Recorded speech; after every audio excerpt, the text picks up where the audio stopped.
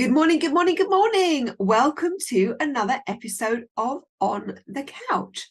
I'm in the UK, so I say good morning, but good afternoon or good evening if you're anywhere else in the world. I'm Melanie Perry. And I'm Julie Hyde-Mew. And together we are Creatives, a network for professionals within the creative industries everywhere. We support you and help you learn, grow, connect, and develop your creative business together. But we're on the couch. Julie, who is our guest today? Well, on the couch today is Vicki Lovegrove. She is a creative coach based in Staffordshire in the UK. She's worked in the creative industries for over 30 years, starting off as a graphic designer. Her design clients range from small businesses to global brands, and she has guest lectured in universities as far afield as Delhi in India. She is a member of the Chartered Society of Designers and a fellow of the Royal Society of Arts. And she successfully works from her home, her design and coaching business, around her family, husband, 2 children, and Rocky, the studio dog. So let's bring her in, Melanie. Hi, how are you? That was quite an introduction. So kick us off with telling us about how you started as a graphic designer. Oh, a very long time ago. I started off, I was entered into a competition at school to design a logo for a local organisation, and I won that.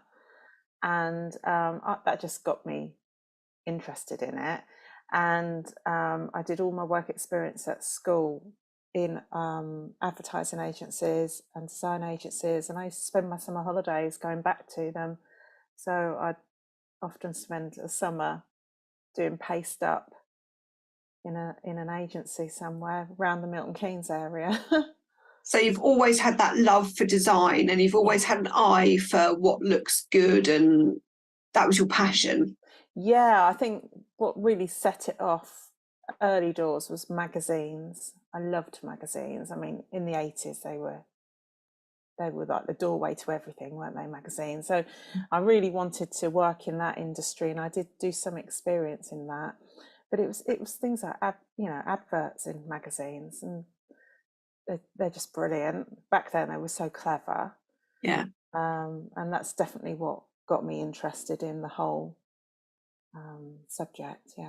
Yeah, I mean, that was the advertising in sort of 80s, especially sort of late 80s, early 90s, was just fabulous, wasn't it? And I think we've lost a bit. I don't know, I mean, you can give me the perspective as a designer, but I think we've lost a bit of that magic. There's just a lot of it's quite bland these days. Yeah, there's just so much more channels and noise, isn't there? So there's probably lots of brilliant stuff out there, but you are probably less likely to see it. Yeah, I think you're probably right. Yeah, it's tough, isn't it, standing out these days on there, just everything everywhere. So besides adverts, what else did you design? Well, back then I was not doing the actual adverts. I was doing the paste up because there was no computers, so it was a case of letter setting all the lettering out and photographing it on a camera, and proper old school layout, which is quite hard to describe for people who've never experienced it, because it's literally cutting out and pasting down and using like a ruler to make everything level, and so it was really laborious stuff. But I was surrounded by really inspiring people who were working on much more bigger, exciting things. So that sort of inspired me to move on. And then I went to college and did my graphic design qualifications. And from there, I've worked in lots of different places. Yeah. When did you decide to make the move from being an employee in an agency to going self-employed? Because it is quite a big leap. I mean, a lot of people think that being self-employed is really easy and, you get all this time and you can do what you want. And it's not, the reality is not like that, is it, Vicki? No, it's not. And I was made redundant. So I had my hand forced, and I had been asked a year or so before that by somebody, would I like to start up an agency? And I just didn't have the confidence. I couldn't imagine how you would go about getting the work. You know, when you get too far ahead in your head and you think, oh, I don't know how to do that, so I'm not going to do it. But then I was made redundant, and I decided to freelance in at other design agencies and just get a feel for it. And before long, clients from my previous job had found me. I hadn't told them, but they found me. I think I'd put up a really basic website to advertise myself. So unusual surname, easily found back then. So they found me, and I soon had a steady flurry of work and working in other agencies as well, doing basic graphics work just to pay the bills. So it basically grew and organically, really. Yes, it did. And within a couple of years, I could drop the freelance stuff in other people's businesses and just work with my own clients. And that's how I've been ever since. I don't chase work within other agencies. I just like dealing directly with the person whose business it is. So I've been really lucky, actually. Not many designers can do that.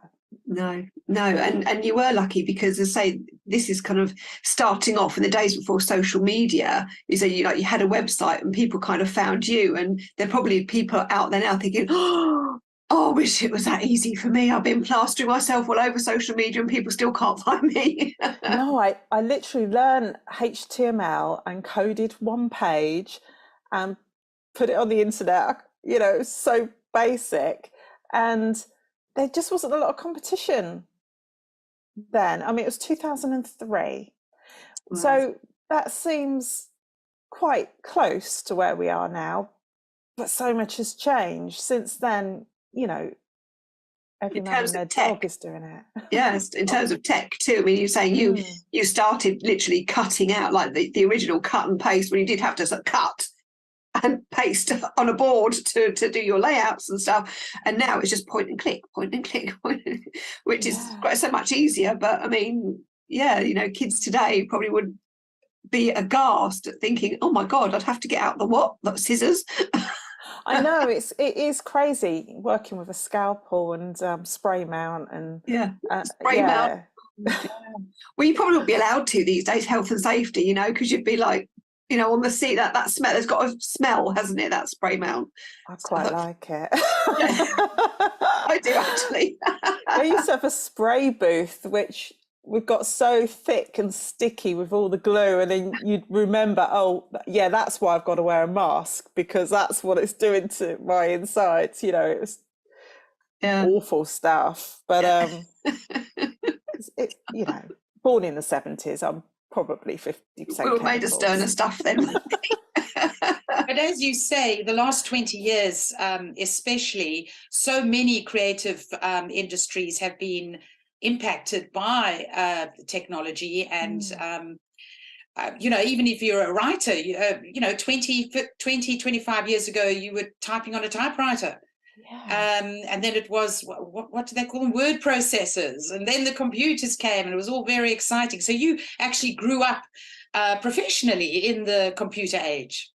I remember being at college and there was only half a dozen computers, and you had to book them out, and then they were so basic. You had a floppy disk, and if you couldn't fit your work on a floppy disk, you couldn't do it, because there was no CDs and DVDs. It was just, everything was so basic. But then in a way, that was a good time to be learning, because it's all about the concept then, not about what the tools can do for you, because the tools were quite rudimentary.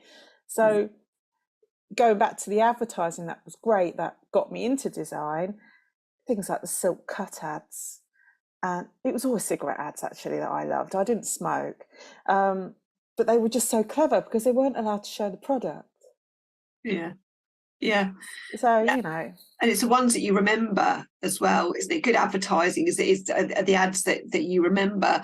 And I mean, for me in video or TV, you know, there are so many TV ads from that era, you know, the 80s, early 90s. You know, I can still remember the jingles of Yes. you know, certain things are really, really evocative. You know, if anyone says, you know, packet mashed potato, you know, you instantly conjure up the mash gets smashed ad. You know, you've got the Milky Bar Kid, the Shake and Vac Hoover, you know, so many sort of they were like king of the strap line. You know, they had these really powerful strap lines that have endured that are well, I'm saying 20 years old, they're 30 years old now, you know, but they're still really strong in your head. And certain things you could, like Gillette, the best a man can get, you know, that was genius. Why they ever scrapped it, I don't know, because whenever I think of Gillette shaving cream for, I do think of men. I know that the Gillette do women's razors and things as well, but I always think Gillette, the best a man can get. That's just lodged in my head, and it will be with me till I die. You know, you know, mark of good advertising. And I can hear the music, and I can hear that jingle. And now I've said it, I bet there's a few people watching this who are singing it in their head. Gillette, the best a man can get. No, we won't get it out of our heads for the rest of the day. Thank you very much. But I just say that. It's bizarre though, isn't it, what you remember? Because I last year I remember buying my kids a finger of fudge just so I could sing them. Yeah. The adverts. They were like, oh no, not again. One. Yeah. So do you think we've lost, or the ad industry in particular has lost that kind of effervescence that we had 20, 30 years ago, or do you think it's become more sophisticated? I don't think so. I think the ad industry, and I'm going to upset people saying this probably, they take themselves a little bit too seriously, and they probably always have. But it's very much about, what do your peers think? And you know, I think there is a little bit lost on what the customer actually thinks, you know, and the potential customer. But I don't get involved in that side of that world. You know, my client base isn't B2C, it's all B2B. So when it comes to my design client base, so I appreciate it, because I think it's a real skill, advertising, and I still love it. And I subscribe to Campaign because I just love reading about it. Yeah. I do as well. I'm quite geeky when it comes to ads, but it's very seldom that an ad that I'll see either, you know, online or on the television these days, it will stop me in my tracks, and that I'll say, whoa, that was really good. You know, there is a lot of bland out there, and I don't think some of the ads that we're seeing today for product, and again, maybe it's a good thing, because you know, some of these adverts they're in my head, okay, the products might not exist anymore, but I don't think there is an ad around today that I will still have in my head 20 years down the line, you know, whether that product exists or not. They do pop up. I mean, the latest one for McDonald's is, I just can't get that jingle out of my head. Yeah, and that is really clever, that advert. Very clever. Isn't it? Really clever, and that will hang around for years. Yeah, you can tell, but they've always been clever, even in their print advertising. Their print advertising is beautiful, McDonald's. Some of the bigger companies, they don't even show the product. No. No. That's when you know you've made it, isn't it? When you don't have to show your product, but you've got something that, as you say, the strong imagery, the strong jingle, the strong suggestion that is just, it's in your head, and that's it. It's there forever. Forever. So, I mean, I could talk about advertising all day, but that'd be really boring for everybody else. So we'll move it along. So, through your career and your love of design and your love of creativity, you have kind of morphed through now into more of the coaching space, predominantly to help creative people. And do tell us more about that, because again, creatives are a certain breed and they do need a lot of help with certain issues, I know. So tell us how you kind of went on that journey. Well, I had a client phone me up one day, and I'd struggled to pin her down on a job, and we got the job done anyway. And then one day she phoned me up and explained why she'd been so hard to pin down, and she'd had a terrible thing happen in the family, which I can't talk about, and she just offloaded it on me. And afterwards I thought, oh, okay, what do I do with that now? You know, I listened, because what we're great at doing within design is listening, and any creative role, because you're there to solve a brief, so you listen. So I listened, I took it all in, and then I didn't know what to do with it. And a couple of months later, I was sitting next to a chap, and he said he was a coach, and I told him, he was a psychologist as well, and I told him what had happened, and he said, well, have you considered why people find it so easy to talk to you? And we had a bit of a chat around that, and then off the back of that conversation, he became my mentor, and then I moved into coaching. And it's been a really interesting journey, because I can see the benefit of coaching for creative people. It's still yet early doors for coaching within that industry. And a lot of people can't see the point of it. And I think the confusion comes when people think I'll get some mentoring. Mentoring is not the same as coaching. So it's good, you know, it's great if you can have a great mentor. I've got a great mentor, but I've also got a coach. And, it's really good. So what exactly do you do? What do you coach them in? Coaching helps you change your mindset. So you know what it's like being creative. You're like, oh, that's shiny and new. Oh, I'll follow that down the road and get distracted. Or you get a thought and you get stuck in this loop of a thought. And because we have such great imaginations, we can over imagine every scenario and, you know, potentially catastrophize something, but it's because we're really great at imagining, and you can get stuck. But everybody is like this. But what I see within the creative industries is people really do get stuck, and with a bit of help, that's easily changed. You know, it's and I experienced it myself and thought, God, you know, people really need this. I'd like to learn how to do it and deliver it to other creative people. Yeah, it's a good point about like overthinking, because as a creative, I overthink every possible scenario that could possibly happen in the history of the world ever. for a long time, just to make sure I've exhausted every avenue.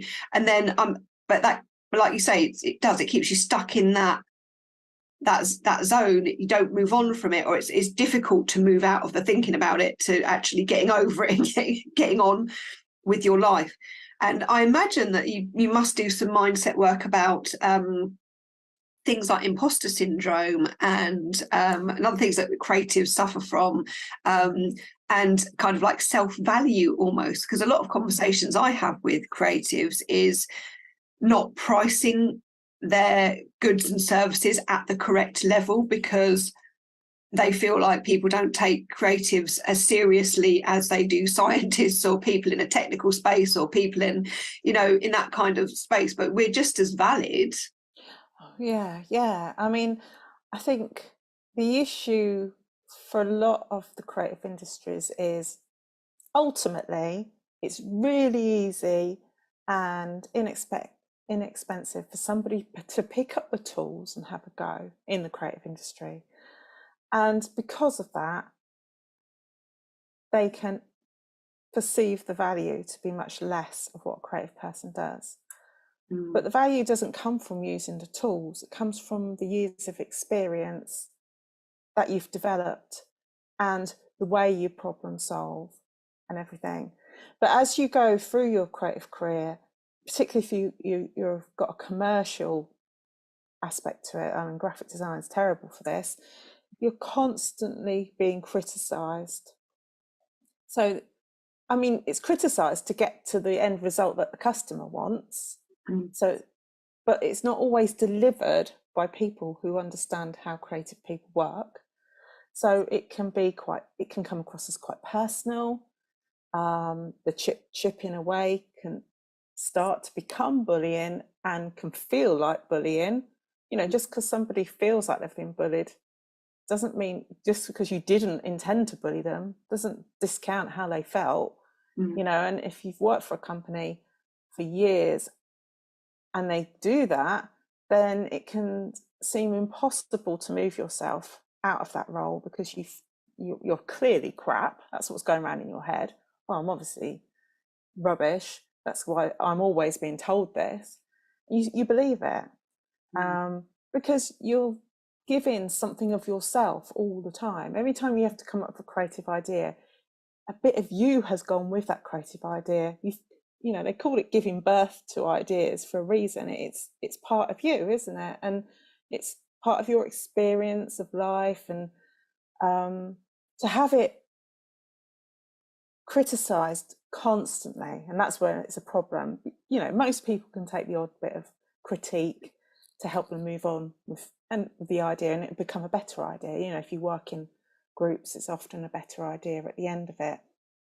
But if it's a constant criticism and it's not constructive, it feels personal. And that's where coaching can really help creative people, because as a business, you may not treat your staff badly. You may have brilliant perks and you treat them really, really well. But if they're verbally criticised constantly, they're not going to feel that. And it's about what the person feels ultimately. And that's where you get stuck in the loop. You know, you'll go home and you'll feel demotivated. And because you're feeling a bit rubbish, you might not work on any personal projects, and your creativity gets limited to work and you're being told you're rubbish. And that's what can happen. Yeah, it's a killer, isn't it? And again, in the creative space, especially if you're working for others, there is a lot of ego around, and the people at the top don't necessarily want the people at the bottom to catch up too quickly, because obviously they'll feel threatened by it, which is a whole nother, they could do with some coaching in that particular issue. But if you are constantly feeling like you're under attack, and the thing with art and creativity and design, it's very subjective. Yeah. It is very subjective. You know, what one person's piece of art and design, somebody's going to think is, oh, that's absolutely, that concept, that design is wonderful. Somebody else is going to go, nah, don't like it. Doesn't make either one right or wrong. No. But if you are stuck in an environment where you're constantly being undermined, it can have awful consequences. Yeah. And departments that you work with, they've obviously got to hit financial targets. It's all about the money ultimately. But where those departments will get their joy from hitting those targets and making some profit, the design departments get their joy from being recognised as being creative. And it's so much smaller, but it's huge. Yeah. Because that sort of, you'll start to see it in the business, because those people might be off sick of that lot, you know, and that's a first sign. Yeah. Because there's no joy in going to work. But what if you're a freelancer? Because you're talking more about people, creative people, feeling as though they're not valued in a, say, corporate environment. But what if you are a freelancer, and then you are facing things like self-motivation, procrastination, self-sabotage? Do you also coach against those kind of negative feelings? Yeah, I'm coaching some people at the moment who've had successful freelance businesses, but they're not feeling it anymore. They're feeling demotivated and again stuck. And it's that often people get to a point where they're ready for change and ready for more. And if it's hard to notice that for yourself, but if you're coaching them, you can see that and you can help push them because they're ready for it. And that's where that loop, being stuck in a loop, it's because it has become monotonous and your brain is looking for more, but it doesn't know what the more is. Your unconscious mind always needs to know where you're heading, and you can change that. It doesn't have to be the same thing for the whole of your life, but it needs to know that you want to get somewhere, because then it's got some focus, somewhere to focus. If you have no focus in where you're going in your business, you don't progress, you just stagnate. Yeah, if you want more, but you don't know what the more is. And that's the beauty of having a coach, is that you are trained to ask the key questions that actually unlock Pandora's box almost. Oh, yeah. And think about it in a different way, because sometimes when you're stuck in that loop, you're too close into it.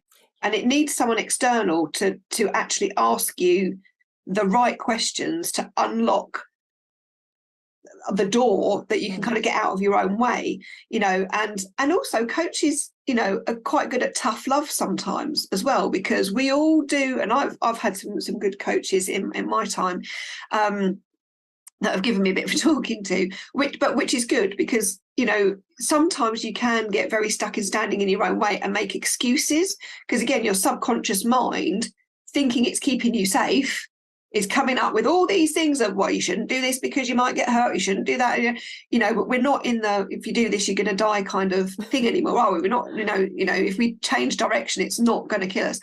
And when you really hone in on actually you really haven't got an excuse to do something, it's like, yeah, okay, you're right. Is that a fear of success? Is a fear of success a very real thing? I'd say it's a fear of failure. But the best things happen when we fail.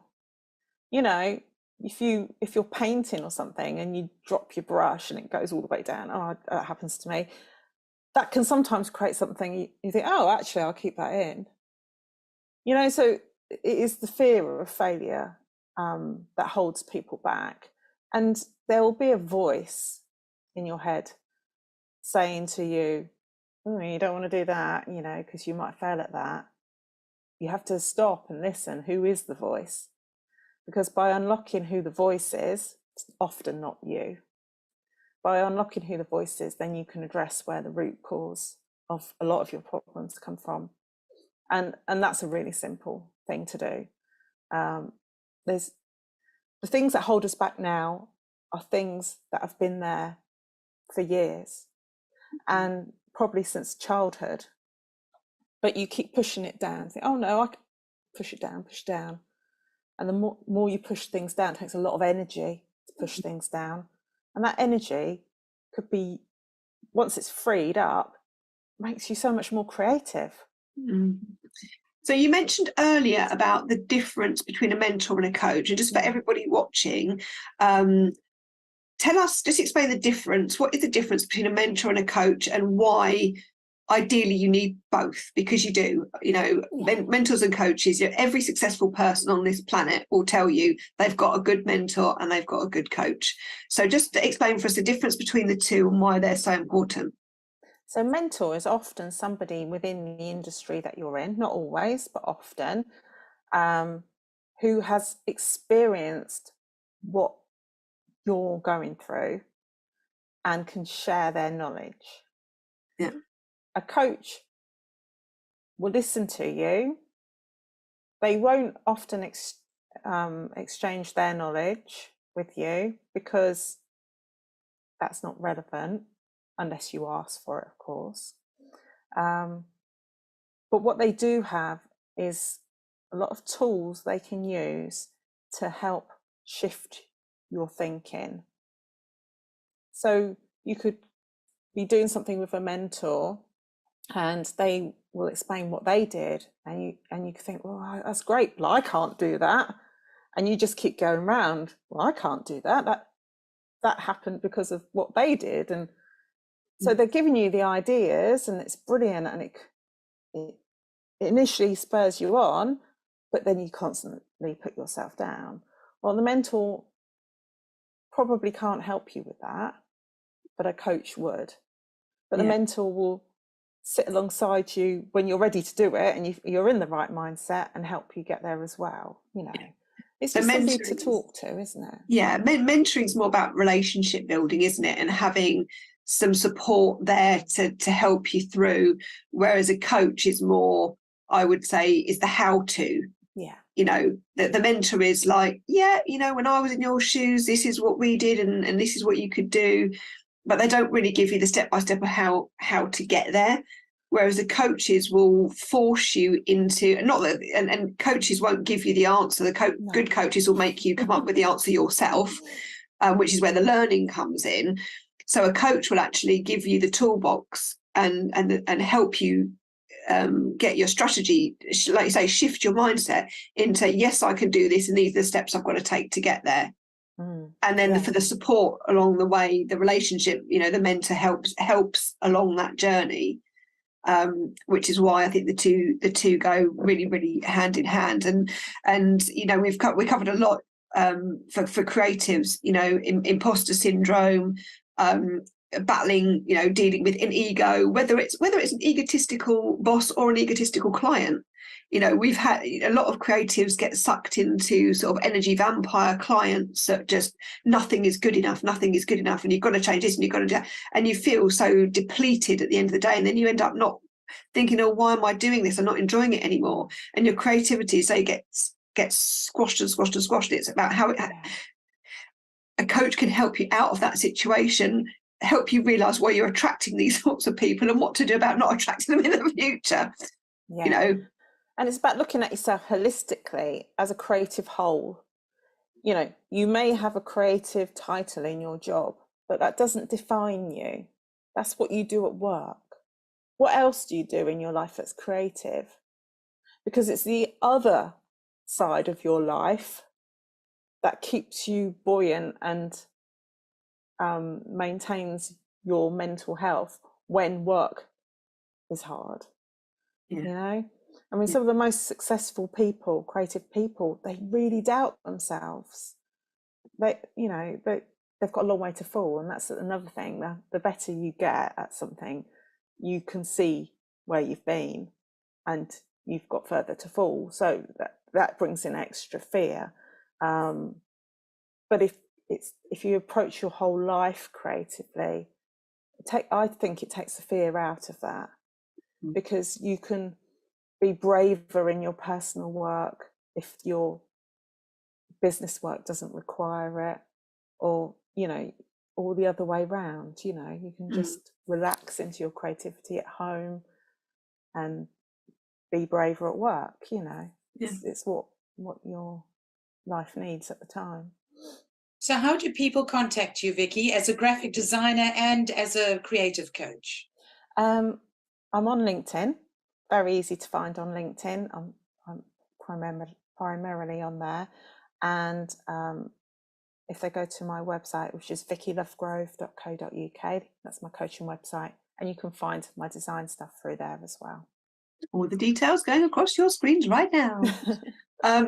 Brilliant. So, Vicki, what would your top tips be for people in the creative space wanting to, if you're a graphic designer, if you're working for a company and you're thinking about going out on their own, what would your top tips be for anybody who's been thinking about taking that plunge but is sort of teetering on the edge and not quite ready? What would your top 3 tips be? Build a network, primarily. Your business, should you decide to go into business, freelance, it's nothing without a network. So build a network and be brave, because you won't be earning your full wage probably before you can make that jump. But follow your gut. Your gut will tell you if that's the right thing to do or not. I don't ever ignore your gut feeling. So have a network, get freelance work on the side, have a side project, and that feels the safest way. But if you get made redundant, like I did, just go for it. There's nothing to lose. There really isn't. And what I love the freelance balance, because it gives you time, and that's what a lot of jobs don't give you. Yeah, absolutely. And get a coach. Oh yeah, and get a coach. And what about somebody who feels that they can draw very well and they have an eye for, montages and things like that? What would be your top tip for somebody very young who is thinking about getting into graphic design as a career? I would say don't worry about monetizing what you're doing. Just be concerned about your craft. And, if you want to know more, so many people are happy to mentor. I mentor as well as coach, and reach out to people you admire. People love to help other people who are coming through the ranks and learning something new. I mean, people love helping. So always ask for help. Always ask for help. And don't get confused with being inspired by other people and being overwhelmed with how good other people are. Because even if you're looking on social media and you see lots and lots of brilliant creative people, you're only seeing the highlights of their brilliance. You don't know what goes on in their heads. They're probably all sitting at home going, oh, nobody likes me, I'm rubbish, I haven't got any likes. Everybody has their own issues. Just be concerned with yourself. Be really selfish in your creativity when you start off, and do it for you. That's my main thing. Yeah. And what would your top tip be? Because I'm just thinking about, we touched on it, with the advent of all the social media, not social media, tools and stuff. And I know that there are designers who are concerned about Canva and things like that. There are lots of applications out there where people say, oh, I don't need this, I can do it myself. If somebody was thinking, well, I really love design, I'd love to be a professional designer, but why should I? Because no one's going to hire me because everyone's doing it themselves on Canva. What would you say to anybody who's thinking like that? It's just a tool. It's just a tool. If you're any good at design, people will want to work with you. It's about the concept behind what you do. Layout isn't design. A lot of graphic designers do a lot of layout. It isn't design, and that's what Canva is. It's a layout tool. It's not much more than that. And even AI, look at it, explore it, because it will be a tool for the future, and the people who learn how to use it will be best armed. But if all of this disappeared tomorrow, could you come up with a concept for what you do? And if you can't, then you're not a designer. Yeah, I think that's really important. That is to say, there's layout tools, and there's a difference between concept and getting it down. It's like if you can creatively come up with the concept, and that's what you need. If suddenly all the computers got switched off tomorrow, could you still create that thing? Would you be able to find a way? I think that's really important. Yeah, creativity is about problem solving. It's not about using tools. A pencil is a tool, and it's the most basic tool, and it's the one that gets you started. How you deliver your creative problem, like solution, that's not down to the tool. Yeah, excellent point. On that note, we are at my second favourite bit of the show. The bit that we're going to end the last 5 minutes is the values jam game. And everyone who's ever watched, where Melanie digs a little bit deeper into your psyche, Vicky. Oh God, I hope my brain works then. You don't have to think too hard about it. It's kind of like the first answers that come into your head. But we all know that people love to work with people that they know, like, and trust, and whose values align to their own. So these cards were created as a business tool to help nurture and foster discussions around values. So I'm going to give the cards a quick shuffle, and then I will ask you to pick a card. Pick a card, any card. And then we'll ask you about creatively we'll ask you about that value. So just shout stop when you want me to stop. Stop. Yeah, go on then. Yeah. All right. Just say whatever comes first into your head, Vicky. It's even if it doesn't make sense. Okay. Right, this is the on the couch bit of on the couch. We're going to dig into your mind. Right, okay, we have got excellence. Okay, excellence. So, Vicky, what does excellence mean to you? What does it look, feel, and sound like? Oh, excellence. It's a bit pink. Yeah. There you go. So that's what came to my mind straight away. Colour. So it's a bit pink, and it's warm, and it's comfortable, and it's happy. Lovely. What does it sound like? It sort of fizzes. Fizzes. I love that. It's like pink champagne, maybe. Yeah, maybe. I like that. I like that. Well, then Brilliant. that answers the next question. What does it taste like? It tastes like pink champagne. Which we had this the other day, didn't we? Was it Isaac? And I made a mistake, and I asked him what his smelt like. And I was like, no, that's wrong. But if you want to go for it, what does excellence smell like? It would smell like sort of pomelo. Brilliant. I like it. I like it. I love this bit of the show. We get some really fantastic stuff coming out, don't we, Julie? I really, really like it. I really like it. Now you can see why I love my cards. They're just brilliant. So on that note, we have run out of time. So I would just like to say, Vicky, a huge thank you to you for coming on the couch. And Julie, a huge thank you to you for joining as well. And until next time, we'll see you.